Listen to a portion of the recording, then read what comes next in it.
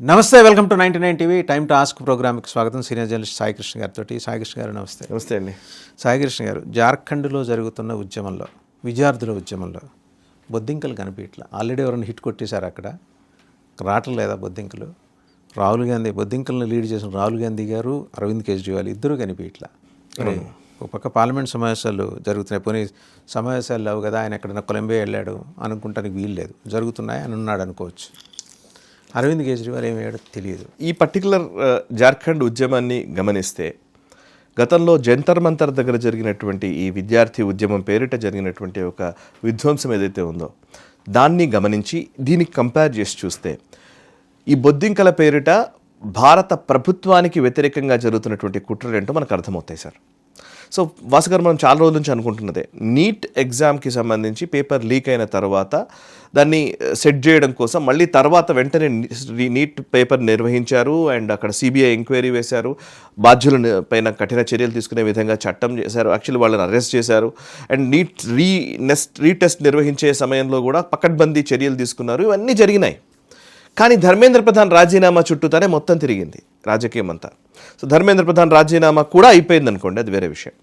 Same Jantar Mantar దగ్గర జరిగిన ప్రొటెస్ట్లని, ఇక్కడ జార్ఖండ్లో జరుగుతున్నటువంటి ప్రొటెస్ట్లని మనం కంపేర్ చేద్దాం.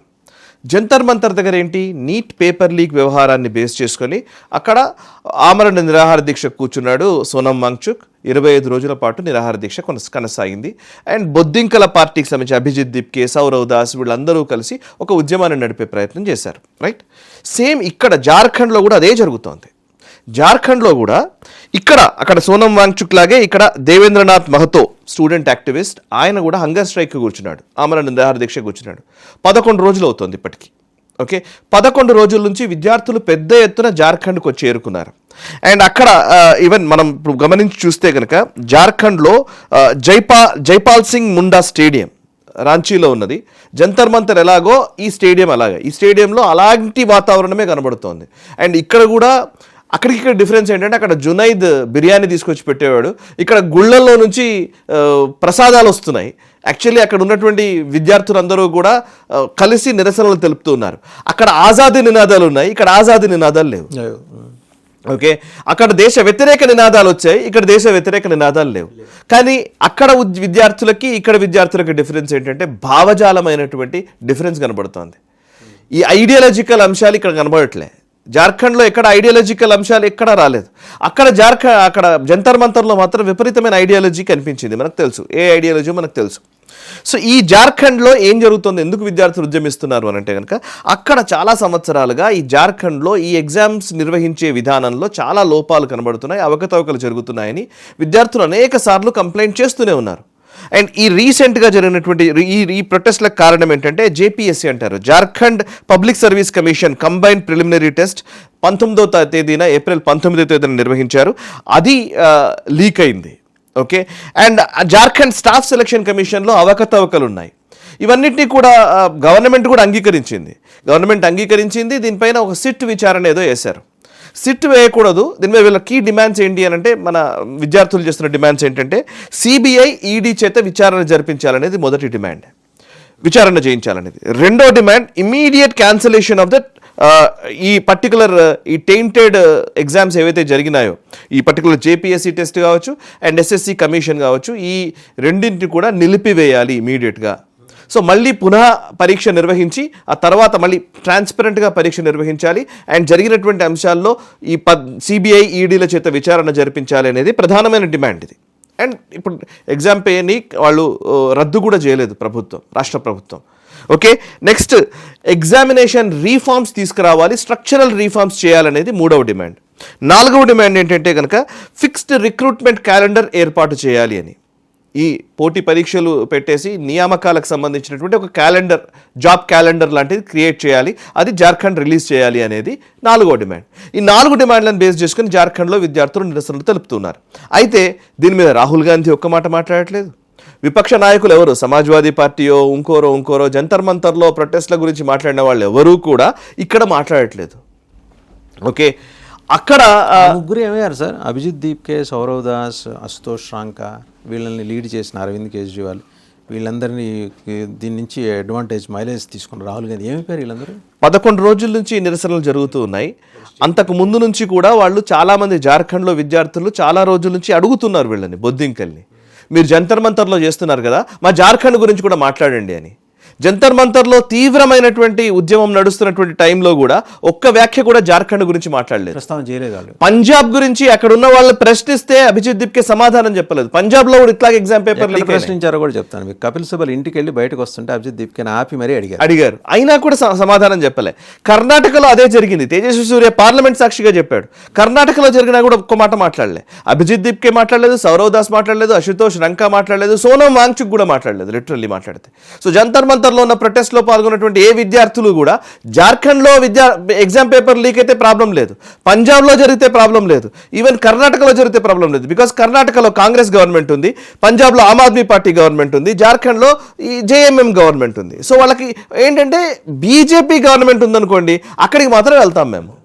సింపుల్, అర్థమైపోయింది కదా, లిటరల్లీ లాజిక్ అర్థమైపోయింది కదా. సో 11 రోజుల నుంచి నిరసనలు జరుపుతుంటే చేయలేదు. సో విపరీతమైనటువంటి ఒక హెడ్లైన్స్లోకి రావడము, జార్ఖండ్ ఉద్యమం గురించి కూడా మాట్లాడడం మొదలైన తర్వాత నిన్న అభిజిత్ దీప్కే స్పందించాడు. మేము మద్దతు ప్రకటిస్తున్నామని చూచాయిగా ఒక ట్వీట్ చేసి వదిలేశాడు. మద్దతు ప్రకటించడం ఏంటి? ఇంతకుముందు ఏం చెప్పావు నువ్వు? ఇస్తిఫా అన్నావు కదా, రాజీనామా చేయాలని డిమాండ్ చేసావు కదా, మరి ఇప్పుడు హేమంత్ సోరెన్ రాజీనామా చేయమంటావా? ఎడ్యుకేషన్ మినిస్టర్ రాజీనామా చేయాలని అడుగువా? ఎగ్జాక్ట్లీ. మీకేంటి ముందు చూస్తే నీ వెనక చూస్తే గొయ్యిలాగా అడిగింది మీరు అడిగిన ప్రశ్న. ఇక్కడ రాజీనామా చేయమంటే కాంగ్రెస్ వాళ్ళకి కోపం వస్తుంది, అక్కడ పంజాబ్లో చేయమంటే అరవింద్ కేజ్రీవాల్కి కోపం వస్తుంది. వాళ్ళ గైడెన్స్లో అసలు నాయకులు కదా వాళ్ళు. అసలు దీన్ని ఇలాంటి వాటిని నడిపిస్తున్న వాళ్ళు ఎందుకు రెస్పాండ్ అవుతారు? కర్ణాటక కూడా మరి మాట్లాడాలి, ప్రియాంక వాద్రా మాట్లాడాలి, ఎందుకు మాట్లాడలే ఆవిడ? అదే అంటున్నాను నేను, సెలెక్టివ్గా కొన్ని విషయాల్లోనే మేము మాట్లాడతాం, మిగతా దగ్గర మాట్లాడాం. అది బీజేపీ కాబట్టి మాట్లాడతాం. పేపర్ లీక్కి మేము ఎడ్యుకేషన్ మినిస్టర్ని రాజీనామా చేయమంటాం, అవసరమైతే అమిత్ షాని రాజీనామా చేయమంటాం, మోదీ కూడా రాజీనామా చేయాలి. వీళ్ళు చూడండి ఎంత కండకావరం, ఎంత అహంకారంతో వీళ్ళు మాట్లాడుతున్నారంటే. అభిజిత్ దీప్కే నేను వాడు మాట్లాడుతుంది నిజంగానే వార్డన్ వస్తుంది నోటి నుంచి, I'm sorry to say this, but ఆ మాట మాట్లాడకూడదు కావచ్చు, బట్ చెప్తున్నాను. నరేంద్ర మోదీని దూషించిన వాటిని చూస్తే ఇది పెద్ద విషయం కాదేమో, బట్ ఎస్, నరేంద్ర మోదీ ముందట ప్రాంప్టర్గా పెడుతున్నాడని ఐబాల్స్లో చూపించి మాట్లాడతారు.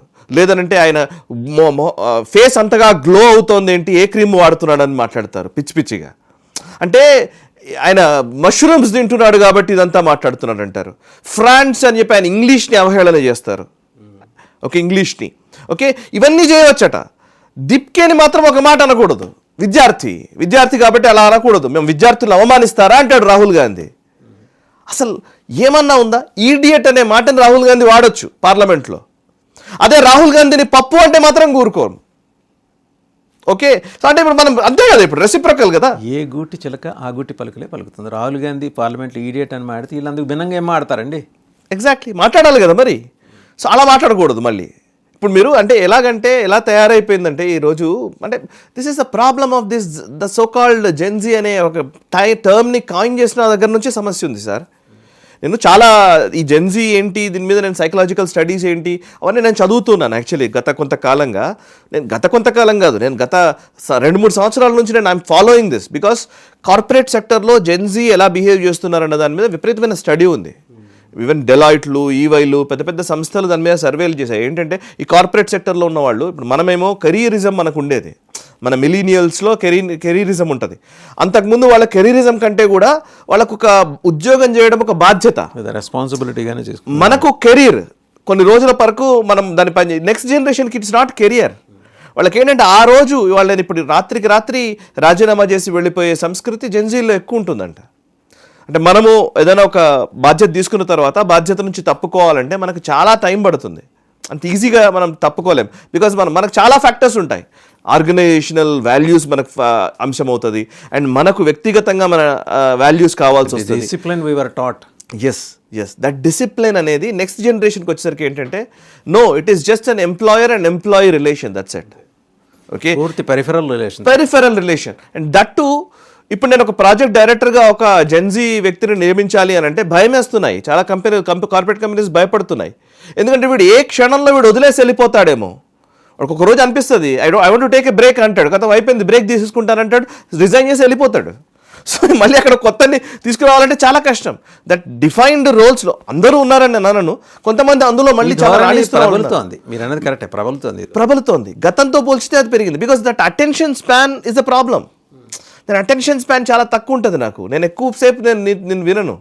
యునో సార్, నేను చాలా కీలకమైన విషయం చెప్తాను. ఇప్పుడు ఈ అభిజిత్ దిప్కే ఈ బొద్దింకల ఉద్యమం సక్సెస్ అవ్వడానికి one of the main reason is these algorithms. You know, నేను ఫోర్బ్స్ వాడు ఒక స్టోరీ రాశాడు, జెన్జీ బిహేవియరల్ థింగ్స్ అని రాస్తే అందులో ఏముందంటే వీళ్ళు ఏం చేస్తారంటే ఆల్గారిథమ్స్ని తమకు అనుకూలంగా వాళ్ళు సెట్ చేసుకుంటారు. మీరు ఇప్పుడు యూట్యూబ్ అల్గారిథంతో పోల్చితే ఫేస్బుక్ అల్గారిథం డిఫరెంట్గా ఉంటుంది. ఫేస్బుక్తో పోల్చితే ఇన్స్టాగ్రామ్ ఇంకా డిఫరెంట్గా ఉంటుంది. ఎలాగా అంటే మీరు ఇప్పుడు యూట్యూబ్లో 2-3 వీడియోస్ చూసారనుకోండి. ఇప్పుడు ఫర్ ఎగ్జాంపుల్ మనం ఇప్పుడు 99 టీవీ ఉంది అనుకోండి, 3 మిలియన్ సబ్స్క్రైబర్ బేస్ ఉన్న ఛానల్ అనుకోండి. 3 మిలియన్ సబ్స్క్రైబర్ బేస్కి ఈ 99 టీవీ వీడియో వెళ్ళదు. ఏ వీడియోలు అయితే వ్యూవర్స్ చూస్తున్నారో వాటికి అనుగుణమైన వీడియో ఇందులో వస్తే అది చూస్తారు. అంటే వ్యూవర్స్ ఏం ఆలోచిస్తున్నారో దాన్ని బేస్ చేసుకొని మనకు వీడియో ప్రాంప్టింగ్ జరుగుతుంది. ఇది యూట్యూబ్లో అయితే ఒక మేర మనల్ని స్టడీ చేస్తుంది. గూగుల్ స్టడీ చేసి పర్టికులర్లీ ఈ పర్టికులర్ వ్యక్తి పలానా వాసు అనే వ్యక్తి గార్డెనింగ్ వీడియోస్ చూస్తున్నాడు, గార్డెనింగ్ ప్రమోట్ చేస్తున్నాడు, పలానా ఒక బీజేపీకి సంబంధించిన వీడియోలు చూస్తున్నాడు, ఆ వీడియోలు ప్రమోట్ అవుతాయి. అందులో మళ్ళీ ఐడియాలజికల్ డిఫరెన్సెస్, లేకపోతే ఎట్లాంటి వీడియో, ఎకనామిక్స్ సంబంధించిన వీడియోలు చూస్తున్నారా, లేకపోతే గార్డెనింగ్ చూస్తున్నారా, లేకపోతే కుక్కరీ వీడియోస్ చూస్తున్నారా, ఇట్లా డిఫరెన్షియేట్ చేసుకొని దాన్ని బేస్ చేసుకొని ప్రాంప్ట్ చేస్తుంది మీకు యూట్యూబ్ అల్గారిథం సెట్ కావడానికి, ఒక వ్యక్తికి సంబంధించిన అల్గారిథం సెట్ కావడానికి కొంత టైం పడుతుంది. బట్ ఇన్స్టాగ్రామ్ అలా కాదు. ఇన్స్టాగ్రామ్ మీరు ఒక 3-4 వీడియోలు చూడండి, మీకు ఆ 3-4 వీడియోలు చూడగానే ఇంకా మీ టైం లైన్ మొత్తం, మీ ఫీడ్స్ మొత్తం దాంట్లోకి వెళ్ళిపోతాయి. ఆ రిలేటెడే వస్తాయి. మీరు అందులో మళ్ళీ ఇంకా స్పెసిఫిక్స్ ఉంటాయి. ఇన్స్టాగ్రామ్లో ఇంకా స్పెసిఫిక్స్. యూట్యూబ్లో అయితేనేమో కొంచెం బ్రాడర్గా ఆలోచిస్తుంది. యూట్యూబ్ ఏంటంటే గార్డెనింగ్ లేదా కుక్కరీ అన్నాం అనుకోండి, ఒక ఫుడ్కి సంబంధించిన రిలేటెడ్ వస్తాయి. ఆ ఫుడ్లో ఇన్స్టాగ్రామ్లోకి వస్తే ఇంకాస్త స్పెసిఫికేషన్, ఆర్గానిక్ ఫుడ్ చూస్తున్నావా, లేకపోతే ఇటాలియన్ ఫుడ్ చూస్తున్నావా, మెక్సికన్ ఫుడ్ చూస్తున్నావా, వాట్ ఎవర్ దట్ స్పెసిఫికేషన్ ఉంటుంది చూస్తా, ఆ స్పెసిఫైడ్ కాంటెంట్ని ప్రమోట్ చేస్తుంది ఇన్స్టాగ్రామ్. సో ఇన్స్టాగ్రామ్ అల్గారిథం ఇంకాస్త డిఫైన్డ్గా ఉంటుంది. సో నేను ఎందుకు ఇదంతా చెప్తున్నానంటే ఈ జెన్జీ ఏంటంటే వీళ్ళ మనస్తత్వాన్ని అంచనా వేసినటువంటి కొంతమంది ఈ సైకియాట్రిస్టులు లేదా వాళ్ళ సైకాలజీ ఎక్స్పర్ట్స్ వీళ్ళు ఇచ్చినటువంటి దాన్ని బట్టి చూస్తే గతంలో ఉన్నటువంటి మన జనరేషన్, అంతకుముందు జనరేషన్, ఇప్పుడున్నటువంటి జెన్జీకి కంపేర్ చేసి చూస్తే జెన్జీ వాళ్ళు క్లియర్గా వాళ్ళకి ఏ ఫీడ్స్ చూడాలనుకుంటున్నారో డిఫైన్ చేసుకుంటున్నారట. నేను అల్గారిథం మీద డిపెండ్ గాను, నేను డిపెండ్ అవుతాను. అంటే ఏంటి, వాళ్ళు ఏం చేస్తున్నారంటే ఏ వీడియోస్ చూస్తారో మీరు చూడండి, యాక్టివిటీలోకి వస్తే కమెంట్స్ చేయడము, లైక్స్ చేయడము, సబ్స్క్రైబ్ చేయడము, ఫాలో అవ్వడము, ఇట్లాంటివి ఉంటాయి కదా. వీటిల్లో మీరు ఏ దాన్నైతే ఫాలో అవుతున్నారో దాన్ని నేను ఎక్స్ప్లిసిట్గా చెప్పాను అనుకోండి, రివ్యూ ఇవ్వడం ఉంటుంది. ఒక పర్టికులర్ రెస్టారెంట్ని చూశాను నేను, ఆ రెస్టారెంట్కి రివ్యూ ఇచ్చామనంటే ఆ పర్టికులర్ రివ్యూని బేస్ చేసుకుని నీకు ఫీడ్స్ వస్తాయి. సో నీ కమెంట్స్ని బట్టి నీకు ఫీడ్స్ వస్తాయి. So Gen Z are more engaging అనమాట. వాళ్ళు ఎంగేజ్ అవుతున్నారు బ్రాండ్స్ తోటి, ప్రోడక్ట్స్ తోటి. మనం ఎంగేజ్ అవ్వం. మన జనరేషన్లో ఉన్న వాళ్ళు ఎవరు పెద్దగా కమెంట్ చేయం. మనం ఏదైనా ప్రోడక్ట్ చూస్తే రివ్యూ చేయాలన్న ఆలోచన మనకు రాదు. కానీ జెన్జీ రివ్యూ ఎక్కువ చేస్తారు. అంటే వచ్చినా కూడా చాలా జుడిషియస్గా చేస్తాం. అంటే మనం అంత టైం తీసుకోవాలనుకోము. ఇప్పుడు ఒక హోటల్కి వెళ్ళాము, తిని వచ్చిన తర్వాత రివ్యూ ఇవ్వండి సార్ అన్నారు అనుకోండి, మనం ఇమీడియట్గా బయటకు వచ్చి గూగుల్లో రివ్యూ చేయం కదా, న్యాచురల్లీ ఇవ్వం. ఆ ఆలోచన ఎందుకో రాదు మన జనరేషన్కి. బట్ నెక్స్ట్ జనరేషన్ అలా లేదు. వాడికి బాగుంది అనిపిస్తే ఇమీడియట్గా రివ్యూ చేస్తాడు, బాగాలేదు అనిపిస్తే కూడా రివ్యూ చేస్తాడు. ఆ రివ్యూని చూసే జనాలు వెళుతున్న సందర్భాలు ఉన్నాయి. ఇవాళ మనం ఏ షాపింగ్కి వెళ్ళినా, లేకపోతే ఏదైనా వస్తువు కొనాలన్నా, హోటల్కి వెళ్ళాలన్నా, మీరు సినిమాకి వెళ్ళాలన్నా రివ్యూలను ఆధారంగా చేసుకునే మన నిర్ణయాలు ఉంటున్నాయి. మీరు అబ్జర్వ్ చేస్తే ఈవెన్ డాక్టర్స్ కూడా రీల్స్ చేస్తున్నారు. ఎందుకంటే డాక్టర్స్కి రివ్యూస్ వస్తున్నాయి. రివ్యూ ఆధారంగా డాక్టర్ పనిచేయాల్సి వస్తుంది. ఎవడో రివ్యూ నాకు నెగటివ్ రివ్యూ ఇస్తాడేమో అని డాక్టర్లు ఫీల్ అవుతున్న సందర్భాలు నాకు తెలుసు, కొంతమంది డాక్టర్లు. సో ఈ కాలం. సో అంటే నేను అనేది దిస్ ఫీడ్స్ని, అంటే ఈ ఇన్స్టాగ్రామ్కి సంబంధించిన ఫీడ్స్ని వాళ్ళకు తగ్గట్టుగా వాళ్ళు డిఫైన్ చేసుకుంటున్నారు జెన్జీ. ఇక్కడ సమస్య ఏంటి, మనం ఇవన్నీ మాట్లాడాం కదా, దీనికి బొద్దింకలకి ఏంటి సమస్య అంటే వాళ్ళు రిజిడ్గా మారిపోవడానికి ఇది ఒక కారణం. ఎలా రిజిడ్గా మారిపోయారంటే, మీరు నీట్ మీద రీటెస్ట్ నిర్వహించాం కదా, అక్కర్లేదు. నరేంద్ర మోదీ ఏదో చెప్పారు కదా, అక్కర్లేదు. నేను వినను. ఇంకా నా ఫీడ్స్ ఇవే. నేను ఏం చూడాలనుకుంటున్నానో నేను నిర్ధారించుకున్న తర్వాత నేను అవే చూస్తాను, అవే నాకు వస్తాయి. సో నాకు వేరేవి చూడను. నేను ఇప్పుడు మీరు అబ్జర్వ్ చేస్తే ఇంతకుముందు సార్ మనము న్యూస్ ఛానల్ పనిచేసాం కాబట్టి, మీరు న్యూస్ ఛానల్లో ఇప్పుడు మనం ఉన్నాం కదా రెగ్యులర్గా, మనం ఏం చేస్తాము, అన్ని వార్తా కథనాల్ని మనం పెడతాం కదా న్యూస్లో. మనము పాలిటిక్స్ తీసుకుంటాము, స్పోర్ట్స్ తీసుకుంటాము. ఒక న్యూస్ బులెటిన్ అంటే, ఒక half an hour news bulletin అంటే హెడ్లైన్స్ మొదలుకొని స్పోర్ట్స్ ఐటమ్ లేదా ఎంటర్టైన్మెంట్ ఐటమ్ వరకు అన్నీ కలిపి ఒక న్యూస్ బులెటిన్ మనం ఫ్రేమ్ చేస్తాం, రెడీ చేస్తాం. ఇవాళ అన్నీ కలిపి వండి వార్చేటువంటి ఇది మొత్తం ఒక న్యూస్ బులెటిన్ అనేది యూట్యూబ్ ఫీడ్స్కి అస్సలు పనిచేయదు. మీరు సోషల్ మీడియాకి వర్కౌట్ కాదు అది. బికాజ్ మీరు స్పోర్ట్స్ ఇస్తున్నారు, ఎవరికి నేను ప్రమోట్ చేయాలి దీన్ని, నేను ఈ పర్టికులర్ బులెటిన్ని నేను ఏ వ్యూవర్స్కి నేను ప్రమోట్ చేయాలి అని అల్గారిథం కన్ఫ్యూజ్ అయిపోతుంది. సో అందుకే మీరు దానికి సెపరేట్ వీడియో చేస్తేనే అదేమైనా రీచ్ ఉంటుంది. సో ఇప్పుడు నా పాయింట్ ఏంటంటే, నేను కాంప్రహెన్సివ్గా అన్నీ చూడాలి, అన్ని కోణాల్లో తెలుసుకున్న తర్వాత విశ్లేషించాలి అనేది ఈ జనరేషన్కి తగ్గిపోతోంది. వాళ్ళకి కావాల్సిన దానికి సంబంధించిన సెర్చ్ చేస్తారు, మళ్ళీ వాళ్ళు విపరీతంగా సెర్చ్ చేస్తారు. మనం అనుకునే దానికంటే ఎక్కువ సెర్చ్ చేస్తారు, ఫ్యాక్ట్ చెక్ చేస్తారు, ఇంకోటి చేస్తారు. కానీ వాడికి వచ్చే ఫీడ్స్ ఏవి అనేది చాలా కీలకం. ఇప్పుడు నేను ఎందుకు ఇదంతా మాట్లాడుతున్నానంటే, ఈ Abhijit Dipke, Saurav Das, Ashutosh Ranka, Sonam Wangchuk, the so called cockroach Janata party success ఇప్పటి వరకు ఈ సక్సెస్గా భావిస్తే కనుక వాళ్ళు because of this meta adjustments, meta algorithm. అందుకే నరేంద్ర మోదీ ప్రభుత్వం మెటా విషయంలో చాలా సీరియస్గా వ్యవహరిస్తోంది. ఇప్పుడు కూడా చూసాం కదా సార్, ఆయన parliamentary committee on communications and IT panel chairman Nishikant Dubey మెటాకి క్లారిఫికేషన్ మెటా నుంచి అడిగారు. 10 రోజుల లోపల మీరు లిఖితపూర్వకమైన మీ వైఖరి ఏంటనేది స్పష్టం చేయాలి నరేంద్ర మోడీ అధికారిక ఫేస్బుక్ పోస్ట్ తొలగింపు వ్యవహారం మీద అని చెప్పేసి సీరియస్గా తీసుకుంది ప్రభుత్వం కూడా. మెటా బాధ్యతను నిర్ధారించి చట్టపరమైన చర్యలు తీసుకోవాలని చాలామంది సభ్యులు డిమాండ్ చేయటం, సామాజిక డిజిటల్ వేదికలు వాటి నియంత్రణ అనే అంశంపై చర్చించేందుకు వాస్తవంగా ఈ ప్యానెల్ ఏర్పాటైంది. సో గవర్నమెంట్ ఏమంత తేలిగ్గా వదిలిపెట్టదలుచుకోలేదు. ఎందుకంటే ప్రధానమంత్రి అండి ఆయన. మీరు అబ్సీనిటీ ఉన్న ఇన్స్టాగ్రామ్ పోస్టులు, నోటికొచ్చినట్టు మాట్లాడటం అండ్ మీ ప్రైవేట్ పార్ట్స్ని చూపిస్తూ ఎగ్జిబిట్ చేస్తూ ఉన్న ఇన్స్టా పోస్టులు ఏమో మీరు కంటిన్యూ చేస్తున్నారు.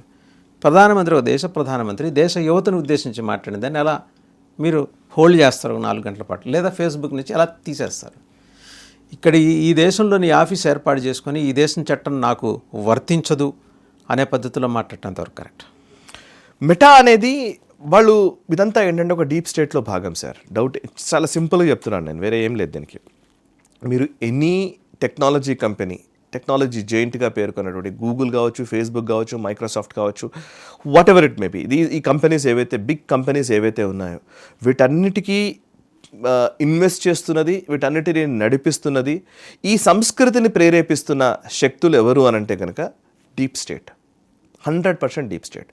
ఎలా ఉంటుంది ఇది అని అంటే, బ్లాక్ రాక్ అనే ఒక సంస్థ ఉంది, అదే ఇన్వెస్ట్ చేస్తుంది అన్ని ఇన్వెస్ట్మెంట్. మీరు ఎనీ టెక్నాలజీ కంపెనీలో సింహభాగం ఇన్వెస్ట్మెంట్ చేసే సంస్థ ఏది అని అంటే investing company BlackRock. BlackRock ఎవరు నడిపిస్తారు అని అంటే కనుక వెనకాల ఉన్నటువంటి ఈ ఫ్యామిలీస్, సో కాల్డ్ ఫ్యామిలీస్ ఉన్నాయి కొన్ని, రాక్ఫెల్లర్, రాక్ఫెల్లర్, వాళ్ళు ఎవరు బయటకు కనిపించారు, వెనకాల నుంచి నడిపిస్తూ ఉంటారు. మీకు ఒక ఎగ్జాంపుల్ చెప్తాను.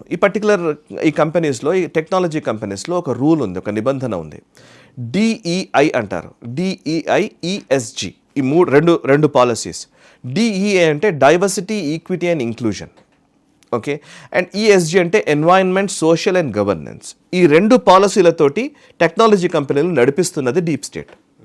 మీరు మొన్న ఫ్లిప్కార్ట్, మన ఇదేంటి లెన్స్ కార్ట్ వివాదం వచ్చింది, గుర్తుంది కదా మీకు? లెన్స్ కార్ట్లో ఉన్న వాళ్ళు బొట్టు పెట్టుకోకూడదు, ఎందుకు అనుకుంటున్నారు? అది DEI నిబంధన, డైవర్సిటీ, ఈక్విటీ అండ్ ఇంక్లూజన్ నిబంధన ప్రకారం నేను పర్టికులర్లీ కొన్ని కంపెనీలు ఈ పర్టికులర్ కంపెనీలో ఇన్వెస్ట్ చేయాలంటే, మీది ఒక కంపెనీ ఉంది వాసు గారు, మీ కంపెనీలో వాసు ప్రైవేట్ లిమిటెడ్ ఉంది, ఈ కంపెనీలో నేను ఇన్వెస్ట్ చేయాలి అని అంటే మీరు నా నిబంధనల్ని ఫాలో అవుతున్నారా లేదా చెక్ చేస్తాను.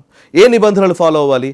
డైవర్సిటీ ఉండాలి, అంటే అందరికీ సంబంధించినటువంటి భాగస్వామ్యం తీసుకురావాలి. ఈక్విటీ, LGBTQ రిప్రజెంటేషన్ అందులో ఉండాలి. చూడడానికి చాలా బాగా కనబడతాయి ఇవి, కానీ పెద్ద కార్పొరేట్ కంపెనీలు అన్నిట్లలో కూడా ఖచ్చితంగా ఇంత మోతాదులో మీరు LGBTQని నియమించుకోవాలి అని రూల్ ఉంది. అట్లా చేయకపోతే నీకు లోన్స్ రావు, బ్యాంకర్స్ లోన్స్ ఇవ్వరు, లేదంటే నీకు ఇన్వెస్ట్మెంట్స్ రావు, ఓకే. సో అట్లా నిబంధనలు పెడతారు. ఇప్పుడు మీకు యుఎస్లో దీని మీద చాలా పెద్ద స్టడీ ఉంది. యుఎస్లో బడ్ లైట్ అనే ఒక కంపెనీ ఉంది, బడ్వైజర్కి సంబంధించినటువంటి మన దాన్ని ఏమంటారు బియర్, అది బడ్ లైట్ అనే కంపెనీ ఒక ట్రాన్స్జెండర్ తోటి ఒక వీడియో చేసింది, ఆమెతో అడ్వర్టైజ్ చేయించారు. చేయించరికి అమెరికాలో పెద్ద ఎత్తున నిరసన వచ్చింది. ఈమెతో బడ్లైట్ అనేది వాళ్ళకి ఎట్లా అంటే మంచినీళ్ళు తాగినట్టు తాగుతారు అమెరికాలో బియర్ అనేది. బడ్లైట్ చాలా ఫేమస్ అక్కడ. సో ఒక ట్రాన్స్జెండర్తో అది చేయించిన తర్వాత యాడ్ చేయగానే మొత్తం సేల్స్ పడిపోయినాయి. బడ్లైట్ మొత్తం సేల్స్ పడిపోయినాయి. అంటే అంత నిరసన వచ్చింది బడ్లైట్ని. అన్ని అందరూ సోషల్ మీడియాలోనే ఉద్యమం వచ్చింది. యునో అంత డిజైన్ చేసుకున్నా ఆ యాడ్ని తీసేయలేదు కంపెనీ. ఎందుకనంటే ఈ మన వినియోగదారుల నుంచి వచ్చే ప్రాఫిట్స్ కాదు వాళ్ళకి కావాల్సింది, ఆ కంపెనీకి వచ్చే ఇన్వెస్ట్మెంట్స్ లెక్క. ఆ సీఈఓని తొలగించలేదు బడ్లైట్ కంపెనీ. నాకు లాస్ వచ్చినా పర్వాలేదు, నేను ఆ డిఈఏని మెయింటైన్ చేస్తాను. అంటే ఏ రేంజ్లో ఉంటుందో నేను చెప్పడానికి జస్ట్ ఎగ్జాంపుల్. నేను ఇట్లాంటి 100 ఎగ్జాంపుల్స్ చెప్తా. Okay, so I have done extensive research on this. Will have to do some series on this actually, లిటరల్గా మాడితే. ఇంకోటి ఏంటంటే ఇప్పుడు నేను ఎందుకు ఇది మాడుతున్నానంటే, మెటా జకర్బర్గ్ ఉన్నాడు. జకర్బర్గ్ యుఎస్ కాంగ్రెస్ ముందుకు వచ్చి ఆయన టెస్టిమనీ ఇచ్చాడు. ఏమని, మీరు నిజంగానే ఈ పర్టికులర్ విషయంలో దాన్ని ఏమంటారు, యుఎస్ కాంగ్రెస్ అడుగుతుంది కదా, అడిగింది అనమాట, ప్రశ్నలు అడుగుతున్నది అనమాట. మీరు 13-14 సంవత్సరాల వయసులో ఉన్నటువంటి చిన్న పిల్లలకి సెక్షువల్ కాంటెంట్, పోర్న్ కాంటెంట్ మీరు ఆల్గారిథంలో సెట్ చేసి మీరు ఇచ్చారా లేదా, మీరు ప్రమోట్ చేస్తున్నారా లేదా అని ఎస్ ఆర్ నో అని ప్రశ్న అడుగుతుంది. యూట్యూబ్లో మనం వీడియో చూడొచ్చు. ఎస్ ఆర్ నో అని ప్రశ్న అడిగితే ఆయన ఏదో సమాధానం చెప్పే ప్రయత్నం చేస్తాడు జకర్బర్గ్, ఈ మెటా జకర్బర్గ్. ఏదో చెప్తుంటే ఎస్ ఆర్ నో అని అడుగుతారు. అడిగితే ఎస్ అంటాడు. సో నువ్వు ఇప్పుడు వెనకాల నీ తల్లిదండ్రులు ఇంతమంది ఉన్నారు, వాళ్ళకి అపాలజీస్ చెప్పవాలంటారు. అపాలజీస్ చెప్పాడు జకర్బర్గ్. జకర్బర్గ్ సొంతగా వచ్చి కూర్చొని యుఎస్ కాంగ్రెస్ ముందు వచ్చి అపాలజీస్ చెప్పాడు. ఎందుకు అనంటే చిన్నపిల్లల్ని వాళ్ళని అంటే టీనేజ్లో ఉన్నటువంటి వాళ్ళని మభ్యపెడుతూ వాళ్లకు అనవసరమైన అవసరం లేని ఫీడ్నిచ్చి వాళ్ళను అడిక్ట్ చేస్తున్నారు అనే అభియోగాలను ఎదుర్కొన్నటువంటి వ్యక్తి జకర్బర్గ్. పోనీ దాన్ని ఆపేశారా? ఆపలేదు, గవర్నమెంట్ ఆపలేదు కూడా. ఓకే, ఇవాళ నా పాయింట్ ఎందుకంటున్నానంటే మెటా కావాలని చేస్తుంది, అమెరికన్ సొసైటీలోనే చేస్తుంది. ఇండియన్ సొసైటీ వాళ్ళకి లెక్కనే కాదు. అమెరికన్ సొసైటీ అంటే వాళ్ళ దృష్టిలో పెద్ద రేస్ అనుకుంటారు కదా, వాళ్ళు సుప్రీం అని కదా మనం అనుకుంటాం. కానీ అమెరికన్ సొసైటీలో జరుగుతోంది అని అంటే ఇండియన్ సొసైటీని వాళ్ళు థర్డ్ వరల్డ్ కంట్రీగా చూస్తారు. దీన్ని మనం వాడుకోవడానికి వీలైనటువంటి ఒక మార్కెట్గానే చూస్తారు. అందుకే నరేంద్ర మోదీ ప్రభుత్వం నిజంగా ఇప్పుడు ఆయనను మోకాల మీద తీసుకొచ్చి కూర్చోబెట్టాలి. మీరు కాకపోతే ఇక్కడ ఒక సమస్య ఉంది. నేపాల్లో ఏం జరిగింది, జెన్జీ ఉద్యమం జరిగినప్పుడు నేపాల్లో వచ్చిన ఉద్యమము కొన్ని యాప్స్ని బ్యాన్ చేశారు, సోషల్ మీడియాని బ్యాన్ చేసింది ప్రభుత్వం. చైనా కూడా బ్యాన్ చేసింది. ఆ చైనా మీద ఎవరు నెగటివ్గా మాట్లాడరు, ఎందుకంటే అక్కడ ఉద్యమం తీసుకొస్తే తొక్కేస్తారు, అది వేరే విషయం. అక్కడ ట్యాంక్స్లు కూడా తీసుకొచ్చిన సందర్భాలు ఉన్నాయి కదా. టిక్ టాక్ బ్యాన్ చేసినట్టు. టిక్ టాక్ బ్యాన్ చేశారు, మన దగ్గర టిక్ టాక్ బ్యాన్ చేశారు, చైనీస్ కంపెనీ కాబట్టి. ఆ టిక్ టాక్ అమెరికాలో కూడా ఉంది. ఓకే, ఇప్పుడు నేపాల్లో యాప్ సోషల్ మీడియాని బ్యాన్ చేయడంతో విపరీతమైన జెన్జీ ఉద్యమం వచ్చింది. మీరు ఇప్పుడు బ్యాన్ చేయడం కూడా కష్టమే, కానీ రిస్ట్రిక్ట్ చేయాలి. అది ఎలా రిస్ట్రిక్ట్ చేయాలి అనేది మనం we have to see definitely. Even Australia government ఒకటి తీసుకొచ్చింది. ఆస్ట్రేలియాలో ఏం చేశారంటే 18 years బిలో ఉన్న వాళ్ళు, యంగ్స్టర్స్, టీనేజర్స్ సోషల్ మీడియా వాడకం చేయకుండా ఉండే విధంగా కొన్ని అఫీషియల్గా కొన్ని గైడ్లైన్స్ తీసుకొచ్చారు. దాని గురించి శ్రీధర్ వెంబు మాట్లాడితేనే ఇప్పుడు దాని మీద తిడుతున్నారు కదా. సో ఇప్పుడు అది పెద్ద ఇష్యూ ఇది. అంటే నా పాయింట్ ఏంటంటే జనరల్గా ఇప్పుడు ఈ మనం మాట్లాడుతున్నవన్నీ కూడా అల్గారిథం సెట్ చేసి చేస్తున్నటువంటి ఉద్యమాలు. ఇందులో అందరూ కలిశారు. ఒకటి పొలిటికల్ పార్టీలు, కాంగ్రెస్ పార్టీ ఇందులో ప్రెషర్ ఎట్లా బిల్డ్ చేస్తారని చెప్తున్నాను సార్. ఎన్జిఓలు వీళ్ళు ఏం చేస్తారంటే విద్యార్థుల పేరిట, రైతుల పేరిట, లేకపోతే మహిళల పేరిట, హక్కుల పేరిట ఏదో ఒక ఉద్యమం క్రియేట్ చేస్తారు. ఈ ఉద్యమానికి కవరేజ్ ఇవ్వడానికి మీడియా, మెయిన్ స్ట్రీమ్ మీడియా పూర్తిగా వినే మాటలో లేదు కాబట్టి వీళ్ళు కొంచెం సెన్సిటిబుల్గా ఆలోచిస్తారు కాబట్టి సోషల్ మీడియాని వాడతారు. ఈ సోషల్ మీడియాలో ఏంటి ఇన్ఫ్లుయెన్సర్స్ అయిపోయారు, మొత్తం వాళ్ళని బేస్ చేసుకుని నడుస్తుంది. మీరు ఇప్పుడు గమనిస్తే నేను న్యూయార్క్ టైమ్స్ స్టోరీ చదువుతున్నాను. నేను న్యూయార్క్ టైమ్స్ గురించి పిఓజేకే నిరసనలు జరుగుతున్నాయి కదా, పిఓజేకే నిరసనల గురించి న్యూయార్క్ టైమ్స్ ఒక్క ఆర్టికల్ రాయదు, ఏదో అడపదడప కొన్ని ఆర్టికల్స్ రాస్తుంది, న్యూస్ ఆర్టికల్స్. అదే జెన్జీ గురించి 100 ఆర్టికల్స్ రాస్తారు వాళ్ళు. అంటే ఎట్లా నెరేటివ్ బిల్డ్ చేయడం. అండ్ మెటా, ఈ ఇన్స్టాగ్రాము ఇవన్నీ ఏం చేస్తాయంటే వీళ్ళు నెరేటివ్ పుష్ చేస్తారు ఈ నెరేటివ్ని, అండ్ వీటికి తగ్గట్టుగానే అల్గారిథం డిజైన్ చేస్తారు. అట్లా ఒక మూమెంటం బిల్డ్ చేస్తారు. దీనికి పొలిటికల్ పార్టీలు ఏం చేస్తాయి, పార్లమెంట్ను స్తంభింపజేస్తాయి. మళ్ళీ వీటికి కపిల్ సిబల్ లాంటి వాళ్ళు వచ్చి కోర్టులో తేల్చుకోవడం కోసం ఆయన కపిల్ సిబల్ లాంటి వాళ్ళు, ఇందిరా జైసింగ్ లాంటి వాళ్ళు జ్యుడిషియరీని వాడుకొని ఆపే ప్రయత్నం చేస్తారు. ఒకవైపు జ్యుడిషియరీ, ఇంకోవైపు పార్లమెంటరీ డెమోక్రసీని బేస్ చేసుకుని పొలిటికల్ పార్టీలు, ఇంకోవైపు సివిల్ సొసైటీ, ఎన్జిఓలు, అటు లెఫ్ట్ లీనింగ్ భావజాలము, ఇటు టెక్నాలజీని వాడుకొని ఇన్ని కలిసి target Narendra Modi. This is the point. So let's see దీన్ని ఎట్లా ఎదుర్కోవాలి అని అంటే మేబీ దీనికి ఒక కొత్త పద్ధతిని వెతకాలనో మరి దీనికి నిజంగానే వెతికి ఉన్నారో తెలియదు. మనం we have to find it. Right, thank you Sai గారు. సో సాయికృష్ణ గారు మొత్తం అంటే జెన్జీ మూలాల్లోకి వెళ్ళారు. ప్రత్యేకించి భారతదేశానికి సంబంధించి జరుగుతున్న ఉద్యమం ఢిల్లీలో ఆర్భాటం మోత మామూలుగా లేదు. జార్ఖండ్కి వచ్చేప్పటికి, రాంచీకి వచ్చేప్పటికి ఎందుకు అంత సైలెంట్గా ఉంది? అక్కడ తీరుకి ఇక్కడ ఉద్యమం జరుగుతున్న తీరుకి ఎందుకు అంత వ్యత్యాసం ఉంది? అక్కడికేమో ఖతర్ నుంచి, దుబాయ్ నుంచి జొమాటో, స్విగ్గీల ఆర్డర్లు వస్తాయి. ఇక్కడ గుళ్ళలో నుంచి ప్రసాదాలు ఎలా వచ్చినాయి? ఇక్కడ ఎందుకు ఇంత శాంతియుతంగా జరుగుతుంది? అండ్ ఈ విద్యార్థుల కోసం ఆహారం కష్టపడాలి, శ్రమించాలనే తపన తీవ్రంగా ఉన్న రాహుల్ గాంధీ, అరవింద్ కేజ్రీవాల్ ఏమైపోయారు? అండ్ దీప్కే ఏమయ్యాడు? సౌరవ్ దాస్ ఏమయ్యాడు? అశుతోష్ రాంక ఏమయ్యాడు? అలాగే సోనం వాంగ్చుక్ ఏమయ్యాడు? వీళ్ళు రాలా ఇక్కడికి. సో ఇక్కడ వ్యత్యాసం కనిపిస్తుంది. మరోవైపు మెటా నుంచి 10 days లోపల లిఖితపూర్వక వివరణ అడిగింది parliamentary committee on IT and communications chairman Nishikant Dubey ఆధ్వర్యంలో. వాళ్ళు అడిగారు, ఎందుకు నువ్వు హోల్డ్ చేసావు, ఫేస్బుక్ ఎందుకు హోల్డ్ చేసింది ప్రధానమంత్రి? జంజీని అర్థం చేసుకోవాలంటే ఇదేదో ఓవర్ నైట్ అర్థమయ్యే వ్యవహారం కాదు. దీని మీద సునిశ్చితమైన అధ్యయనం చేయాలి. రూట్స్ ఎక్కడెక్కడ ఉన్నాయి అంటే తెలుసుకోవాలంటే ఎక్కడెక్కడ పాయింట్స్ మనం టచ్ చేయాలి. అవన్నీ టచ్ చేసి ఆ డాట్స్ అన్నింటినీ ఒక చోట కనెక్ట్ చేస్తే ఇవన్నీ బయటపడతాయి. వాళ్ళ దురదృష్టమో దరిద్రమో కానీ అవన్నీ బయటపడ్డాయి. సో దీనికి సంబంధించిన రిజల్ట్ కూడా కొద్ది రోజులు బయటపడుతుంది.